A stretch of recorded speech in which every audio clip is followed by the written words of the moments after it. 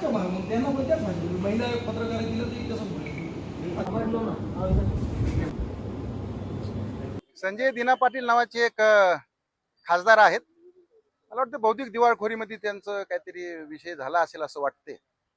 कारण त्यांची भाषा आणि त्यांची जी पद्धत आहे पत्रकारांना बोलण्याची, आणि मी इतके खुन केले, मला कोणी काही केलं नाही, मी तुमचे बघतो करतो, अशा असभ्य भाषेमध्ये पत्रकारांची वर्तन करणं या सुसंस्कृत महाराष्ट्रामध्ये हे शोभणारी गोष्ट नाही.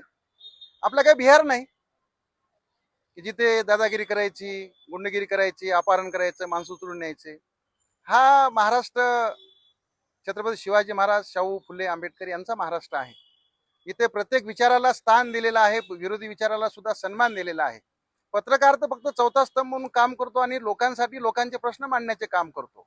आता तुम्ही पक्ष बदलालात, तुम्ही भानगडी करालात, आणि त्याची झळ जर पत्रकारांना सामान्य माणसाला बसत असेल आणि त्यावर कोणी प्रश्न विचारला असेल, इतका वैताग करून घ्यायची गरज नाही, आणि तो करूही नाही, आणि कोणी महाराष्ट्र सहन करणारही नाही. यासाठीचं निवेदन आम्ही माननीय जिल्हाधिकारी साहेबांना दिलं. माननीय राज्याचे कर्तव्यदक्ष मुख्यमंत्री आणि गृहमंत्री असलेले देवेंद्रजी फडणवीस यांनी ह्या संदर्भात कारवाई केली पाहिजे, गुन्हा दाखल केला पाहिजे. खरं तर अशा ह्या उर्मटखोर लोकप्रतिनिधींना 1-2 दिवस जेलची हवा खाऊ द्यायला पाहिजे पत्रकारांच्या प्रश्नावर, असं मला वाटतं.